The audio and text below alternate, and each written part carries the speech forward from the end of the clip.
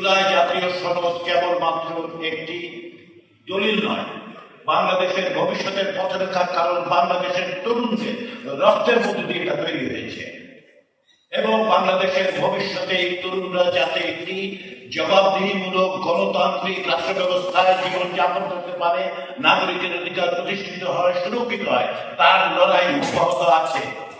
গণভোট হচ্ছে সেই লড়াইয়ের অংশ। গণভোটের মধ্য দিয়ে শুধুমাত্র এটা সম্মত হলেই শেষ হবে না, লড়াই অত্যন্ত দীর্ঘ। এই রাষ্ট্র গঠনে, এই যে গণতান্ত্রিক রাষ্ট্র গঠনের লড়াইটা জারি এক পর্যায়ে বাংলাদেশের তরুণ তরুণীদের যাকে লক্ষ লক্ষ মানুষ নেমে পড়েছিল পথে, সেই লড়াইকে অব্যাহত রাখতে হবে, প্রাতিষ্ঠানিক রূপ দিতে হবে। সেইটারই পর্যায়ে আজকে গণভোট। সেই প্রশ্নটা আপনারা করুন, সেই প্রশ্নটা আপনারা যুক্ত হন, সেই প্রশ্নটা আপনারা সকলে মিলে অগ্রসর হন। এটাই হচ্ছে আমার তরুণদের প্রতি আহ্বান।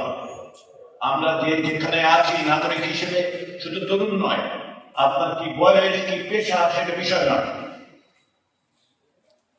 যদি আমি আপনি এই বীর শহীদদের আত্মত্যাগকে যথার্থ মনে করি, যদি কোনো দায় অনুভব করি, তাহলে আমাদের কাজ হচ্ছে প্রত্যেকটা পাশের লোকটাকে বলুন, 3টা লোককে বলুন, 5টা লোককে বলুন, বলুন যে বাংলাদেশ গত 55 বছরের মধ্যে এই জায়গায় এই সুযোগ তৈরি হয় না। বাংলাদেশে একটা জবাবদিহিমূলক গণতান্ত্রিক রাষ্ট্র গঠনের প্রক্রিয়ায় আমরা যে সুযোগ পেয়েছি, সেই সুযোগের সদ্ব্যবহার করতে রাজি আছি কিনা, সেখানে আমি ভূমিকা পালন করতে পারবো কি পারবো না, চাই কি চাই না।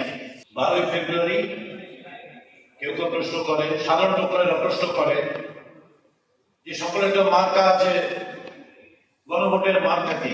আমি বলি গণভোটের মার্কা হচ্ছে টিক চিহ্ন। রাজনৈতিক দলের যেমন সাদা ব্যালটে থাকবে, তেমনি গোলাপি ব্যালটেও একটা গণভোটের মার্কা আছে, টিক চিহ্ন। যারা শুধুমাত্র মার্কা দিয়ে বুঝতে চান তাদের সেটাই কোথায়। RICL TMX, যুগের পর যুগ স্থাপনা থাকে মজবুত। এই সুযোগ হেলায় হারানো যাবে না। অনেক প্রাণ, অনেক আত্মদান, অনেক কিছুর মধ্যে দিয়ে অনেক এসেছি। যারা ওই সময় ভূমিকা পালন করেছেন তাদের কাছে আহ্বান, আপনারা অব্যাহত রাখুন আপনাদের ভূমিকা।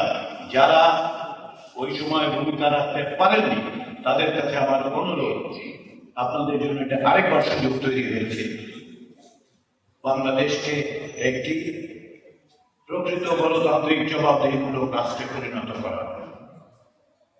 সেই সংগ্রামে, সেই চেষ্টায়, সেই যুদ্ধে, সেই লড়াইয়ে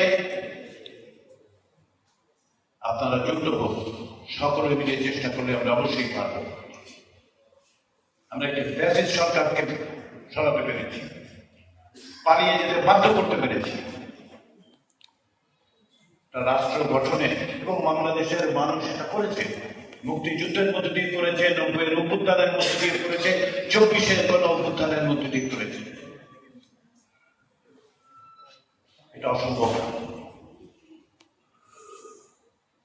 যেটা অসম্ভব নয় সেটা আমরা অর্জন করতে পারব দৃঢ়তার সঙ্গে যদি আমরা দাঁড়াই, সকলে মিলে।